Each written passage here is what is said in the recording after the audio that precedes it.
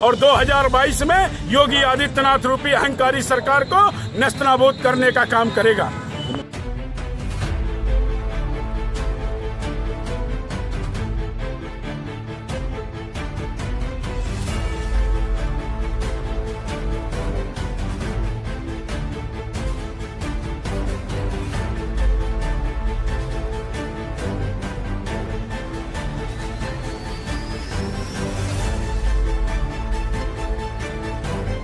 कभी सीएम योगी आदित्यनाथ के करीबियों में एक चर्चित नाम हुआ करता था जो यूपी की सियासत में किसी परिचय का मोहताज नहीं था, और वो नाम है सुनील सिंह।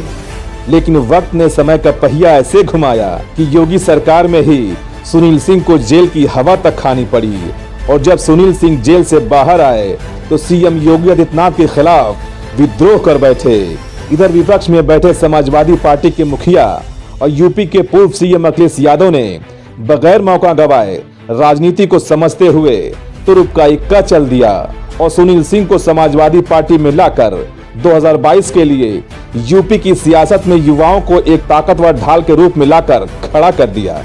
वहीं बात करें सुनील सिंह की समाजवादी पार्टी में आने की, तो सुनील सिंह के पार्टी में आने से जहां युवाओं को एक ऊर्जा मिली है, तो वहीं 2022 की आस लगाए बहुतों के अरमानों पर पानी भी फिरता दिख रहा है। अभी हाल ही में सुनील सिंह की संतकबीरनगर में गिरफ्तारी के बाद से सुनील सिंह की चर्चाएं आजकल सबकी जुबान पर हो रही है, और लोग कयास भी लगा रहे हैं कि शायद सुनील सिंह संतकबीरनगर में किसी सीट से साइकिल की सवारी भी कर सकते हैं।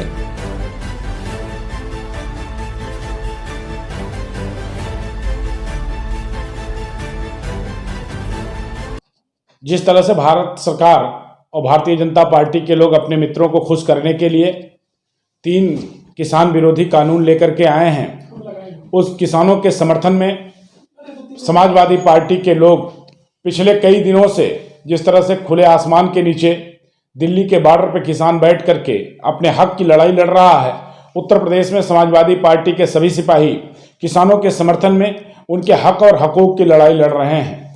अभी किसान यात्रा हमारी संपन्न हुई है।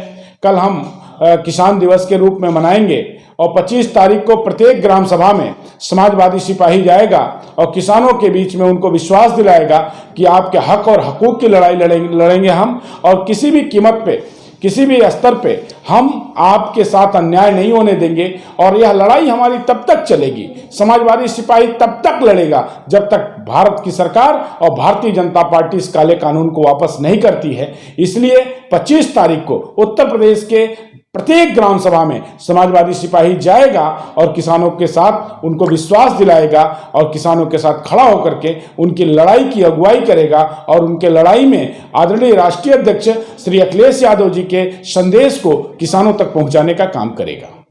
संगठन की मजबूती के लिए क्या किया जाएगा? देखिए, संगठन हमारा पूरे प्रदेश के सभी जनपदों में लगभग खड़ा हो चुका है। अब हम विधानसभा स्तर पे, सेक्टर स्तर पे और बूथ स्तर पे हमारा संगठन का कार्यकर्ता काम करना प्रारंभ कर दिया है। इधर गोरखपुर, बस्ती, देवीपाटन मंडल में 11 जनपद में 61 विधानसभा में 25,742 बूथों पे हम एक मजबूत संगठन खड़ा करके इन फिरका प्रस्तावकों से लड़ने का काम करेंगे। हमें पूरा विश्वास है कि हमारा एक एक कार्यकर्ता सैनिक की तरह लड़ेगा, समाजवादी एक एक सिपाही सैनिक की तरह लड़ेगा, और इन फिरका प्रस्तावकों से वह निजात उत्तर प्रदेश की जनमानस को दिलाने में सहयोग करेगा, प्रयास करेगा। फिलहाल सुनील सिंह को चुनाव लड़ने की बात कहना अभी जल्दबाजी होगी, लेकिन आगे जो भी होगा वो 2022 में कुछ अलग ही रंग देखने को मिलेगा। Special desk, Dastak news live.